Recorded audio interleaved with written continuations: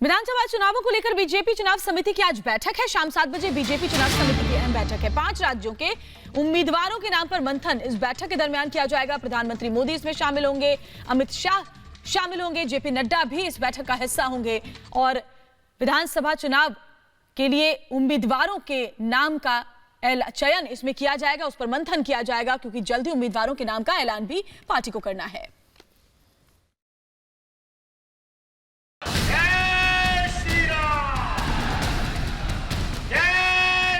राज्यों में उम्मीदवारों के नाम पर मुहर लगाने के लिए आज शाम बीजेपी की केंद्रीय चुनाव समिति की अहम बैठक होने वाली है। इस बैठक में पश्चिम बंगाल समेत 5 राज्यों में होने वाले विधानसभा चुनाव के लिए बीजेपी उम्मीदवारों के नाम पर चर्चा होगी।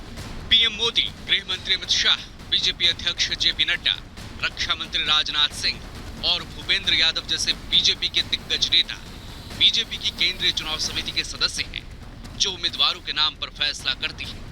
केंद्रीय चुनाव समिति की बैठक के साथ ही बीजेपी उम्मीदवारों के नाम पर मुहर लगने की प्रक्रिया शुरू हो जाएगी और उसके बाद जल्द ही प्रत्याशियों के नाम का ऐलान भी कर दिया जाएगा। बीजेपी की केंद्रीय चुनाव समिति की आज होने वाली बैठक से पहले कल बंगाल बीजेपी के शीर्ष नेताओं के साथ गृह मंत्री अमित शाह ने चुनावी रणनीति और उम्मीदवारों के नाम पर मंथन किया।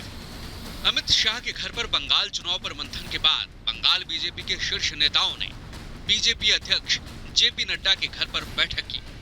आज भी बंगाल बीजेपी अध्यक्ष दिलीप घोष, बाबुल सुप्रियो और शुभेंदु अधिकारी गृह मंत्री अमित शाह के घर पर अहम बैठक करेंगे। बंगाल चुनाव इस बार बीजेपी के लिए बेहद खास है और बंगाल में परिवर्तन के लिए बीजेपी का शीर्ष नेतृत्व कोई कोर कसर बाकी नहीं रखना चाहता। लिहाजा हर एक सीट पर कम से कम 3 से 5 उम्मीदवारों के नाम पर चर्चा की गई और अब आज केंद्रीय चुनाव समिति की बैठक में उन चुने हुए नामों पर चर्चा के बाद फाइनल उम्मीदवार तय किए जाएंगे।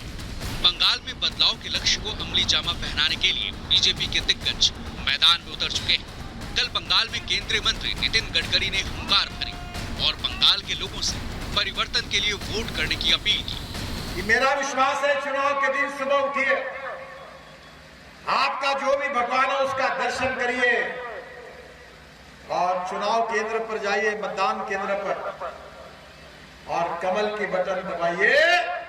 ऐसा करंट लगेगा कि ममता जी अपने कुर्सी से 2 फुट ऊपर उठ जाएगी। नितिन गडकरी ने चुनावी नतीजों की भविष्यवाणी भी कर दी।